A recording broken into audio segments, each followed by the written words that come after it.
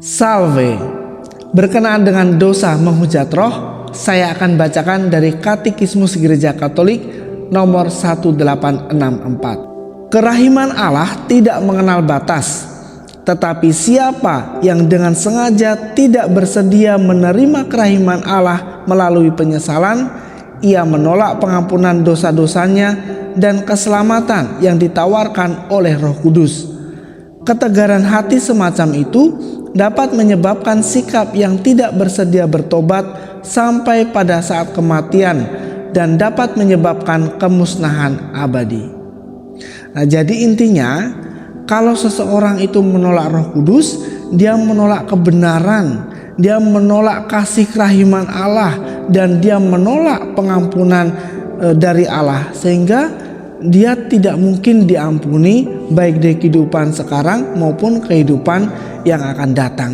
Contoh praktis dari dosa menghujat roh adalah ketika seseorang telah dibaptis Katolik, kemudian dia meninggalkan baptisan Katoliknya, dia meninggalkan Tuhan, dan demikian dia menolak pengampunan, dia menolak kasih kerahiman Allah, dia menolak keselamatan yang diberikan oleh Tuhan Yesus dan hanya oleh Tuhan Yesus. Orang-orang seperti ini sangat sulit disadarkannya, tetapi selagi dia masih hidup, kita tidak boleh jemu, tidak boleh lelah untuk senantiasa mengingatkan dia.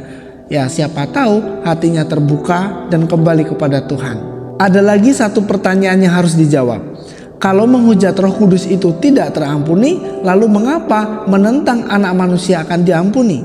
Padahal yang namanya Tritunggal Maha Kudus itu kan tidak bisa dipisah-pisahkan. Mari kita lihat dalam Injil Matius bab 12 ayat 32. Apabila seorang mengucapkan sesuatu menentang Anak Manusia, ia akan diampuni.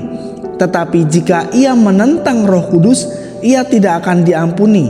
Di dunia ini tidak, dan di dunia yang akan datang pun tidak. Saudara-saudaraku yang terkasih, kalau kita melihat keseluruhan dari Injil Matius bab 12 ini, kita bisa melihat satu konteks di sana, di mana ketika Tuhan Yesus mengusir setan, orang-orang Farisi ini mencemooh dia, mengejek dia. Mereka mengatakan, dengan Beelzebul, penghulu setan, dia mengusir setan. Nah, ini sebuah ejekan, sebuah hinaan yang ditujukan kepada Tuhan Yesus. Namun Tuhan Yesus masih bisa mengampuni. Kalau zaman sekarang, hal ini setara dengan kerapuhan-kerapuhan kita dalam mengikuti pengajaran-pengajaran Tuhan dan menerapkannya dalam hidup kita. Nah, kita itu seperti anak nakal yang masih bandel. Nah, kalau kita menyadari hal ini dan mau untuk memperbaiki diri, berjuang untuk bertobat, pasti pengampunan akan tersedia bagi kita.